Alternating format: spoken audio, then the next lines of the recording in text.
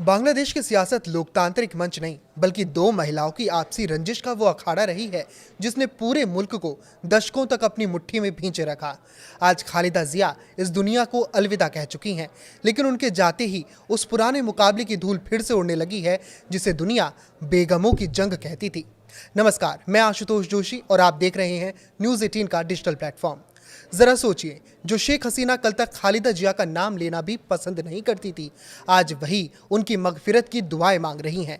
ये राजनीति की विडंबना है या वक्त का तकाजा कि जब एक दुनिया से गई तो दूसरी खुद अपने ही देश से बेदखल होकर कहीं दूर बैठी संवेदनाएं जता रही है।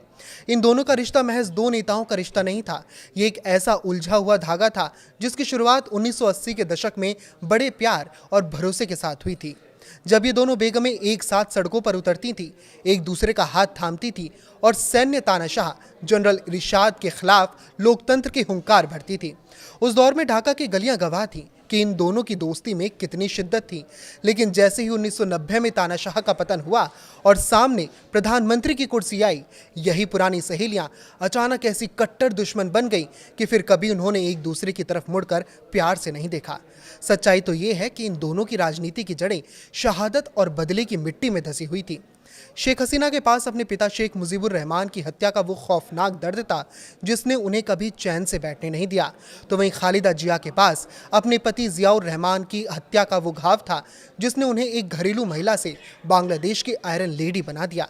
इन दोनों के लिए राजनीति कभी भी नीतियों की लड़ाई नहीं रही बल्कि एक निजी जंग बन गई, एक ऐसी जंग जहां संसद में बहस कम और एक दूसरे के खानदानों पर हमले ज्यादा होते थे। 1991 से लेकर आज तक बांग्लादेश ने एक अजीब तमाशा देखा। जब खालिदा प्रधानमंत्री बनी तो हसीना को जेल और मुकदमों का डर सताया, और जब हसीना सत्ता में आई तो उन्होंने खालिदा को जेल की सलाखों में धकेल दिया। इनके बीच की नफरत इतनी गहरी थी कि इन्होंने एक दूसरे से हाथ मिलाना या एक ही कमरे में बैठना तक छोड़ दिया था, जिससे पूरा देश दो हिस्सों में बंट गया। एक धुरी पर आवामी लीग तो दूसरी पर बीएनपी। आज खालिदा जिया का निधन उस कड़वाहट के एक लंबे अध्याय को बंद कर देता है, लेकिन पीछे कई सवाल छोड़ जाता है। क्या ये वाकई उस नफरत का अंत है या सिर्फ एक किरदार का विदा होना? शेख हसीना का आज शोक जताना उनके पुराने रिश्ते की आखिरी याद दिलाता है, वो जब इतिहास की धूल बन चुका है। कमाल की बात देखिए, जिन हसीना ने खालिदा को उनके आखिरी सालों में घर में नजरबंद या अस्पताल में रहने पर मजबूर किया, आज वही उनके योगदान को सराह रही हैं। शायद इसीलिए क्योंकि अब प्रतिद्वंदी खत्म हो चुका है और सिर्फ यादें बची हैं। अब जब एक बेगम खामोश हो गई है और दूसरी निर्वासन के साए में है, तो बांग्लादेश की राजनीति का अखाड़ा सूना पड़ गया है।